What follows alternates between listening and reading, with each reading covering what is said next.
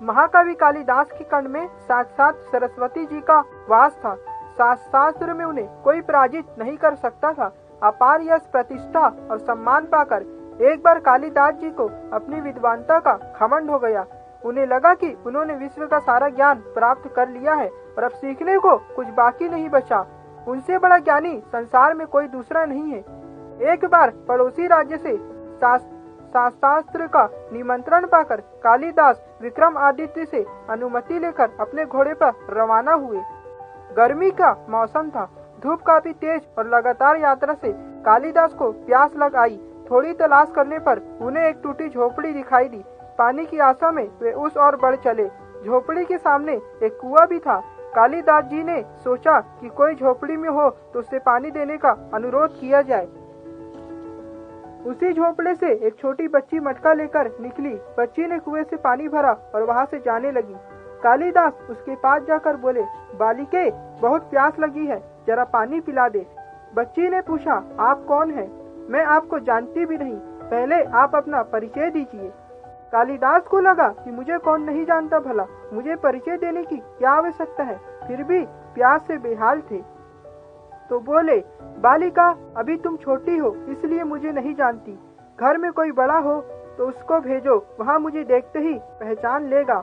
मेरा बहुत नाम और सम्मान है, दूर दूर तक मैं बहुत विद्वान व्यक्ति हूँ।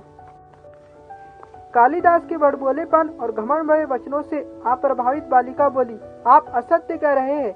संसार में सिर्फ दो ही बलवान हैं और दोनों को मैं जानती हूँ। अपनी प्यास बुझाना चाहते हो तो उन दोनों का नाम बताएं।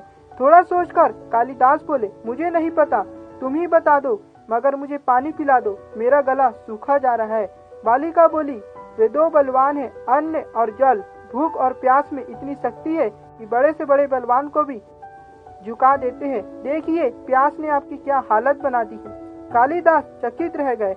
लड़की का तर्क आकट्य था। बड़े बड़े विद्वानों को पराजित करने वाले कालिदास एक बच्ची के सामने निरंतर खड़े थे। बालिका ने पुनः पूछा, सत्य बताइए, कौन है आप? वह चलने की तैयारी में थी। कालिदास थोड़ा नर्म होकर बोले, बालिके, मैं बटोही हूँ।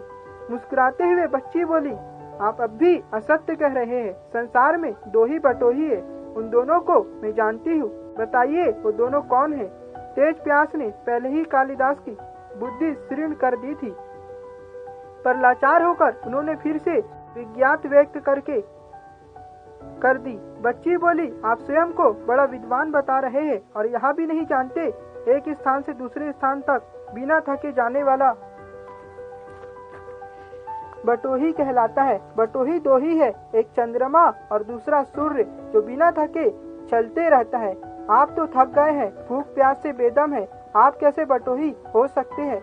इतना कहकर बालिका ने पानी से भरा मटका उठाया और झोपड़ी के भीतर चली गई। अब तो कालिदास और भी दुखी हो गए। इतने अपमानित वे जीवन में कभी नहीं हुए। प्यास से शरीर की शक्ति घट रही थी, दिमाग चकरा रहा था। उन्होंने आशा से झोपड़ी की तरफ देखा, तभी अंदर से एक वृद्ध स्त्री निकली। उसके हाथ में खाली मटका था। वे कुएं से पानी भरने लगी। अब तक काफी विनम्र हो चुके कालिदास बोले, माते, पानी पिला दीजिए, बड़ा पुण्य होगा। स्त्री बोली, बेटा, मैं तुम्हें जानती भी नहीं, अपना परिचय दो, मैं अवश्य पानी पिला दूंगी। कालिदास ने कहा, मैं मेहमान हूँ, कृपया पानी पिला दे। स्त्री बोली, तुम मेहमान कैसे हो सकते हो? संसार में सिर्फ दो ही मेहमान हैं, पहला धन और दूसरा यौवन। इन्हें जाने में समय नहीं लगता। सत्य बताइए, कौन है आप? अब तक सारे तर्क से पराजित हताश कालिदास बोले, मैं सहनशील हूँ, अब आप पानी पिला दे। स्त्री ने कहा, सहनशील तो दो ही है, पहली धरती जो पापी पुण्यात्मक सबका बोझ सहती है, उसकी छाती चीरकर बीज बो देने से भी अनाज देती है, और दूसरा पेड़ जिनको पत्थर मारने से भी मीठे फल देते हैं। तुम सहनशील नहीं हो सकते। सच बताओ, तुम कौन हो? कालिदास लगभग मूर्छा की स्थिति में आ गए और तर्क वितर्क से झल्लाकर बोले, मैं हटी हूँ। स्त्री बोली, फिर असत्य, हड्डी दो ही है, पहला नख और दूसरे केस, कितना भी काटो बार बार निकल आते हैं। सत्य कहे ब्राह्मण, कौन है आप? पूरी तरह अपमानित और पराजित हो चुके कालिदास ने कहा, फिर तो मैं मूर्खी हूँ।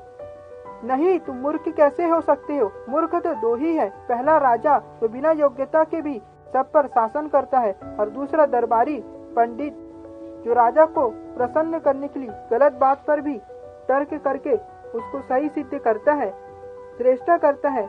कुछ बोल न सकने की स्थिति में कालिदास वृद्धा के पैर में गिर पड़े और पानी की याचना में गिड़गिड़ाने लगे। वृद्धा ने कहा, उठो वश, उठो। आवाज सुनकर कालिदास ऊपर देखे तो साक्षात माँ सरस्वती वहाँ खड़ी थी। कालिदास पुनः नतमस्तक हो गए। माता ने कहा, शिक्षा से ज्ञान आता है, ना कि अहंकार। तूने शिक्षा के बल पर प्राप्त मान और प्रतिष्ठा को ही अपनी उपलब्धि मान लिया और अहंकार कर बैठे, इसलिए मुझे तुम्हारे चक्षु खोलने के लिए ये स्वयं करना पड़ा। कालिदास ने अपनी गलती मानी और भरपेट पानी पीकर वे आगे चल पड़े। दोस्तों, इस कहानी से हमें बहुत बड़ी सीख मिलती है। हमें कभी भी अपने ज्ञान का अहंकार नहीं करना चाहिए और दूसरे के ज्ञान को भी कमतर नहीं आंकना चाहिए। तो दोस्तों, आपका क्या विचार है? कहानी को सुन के आपको इस कहानी से क्या शिक्षा मिलती है? कमेंट करके हमें जरूर बताएं।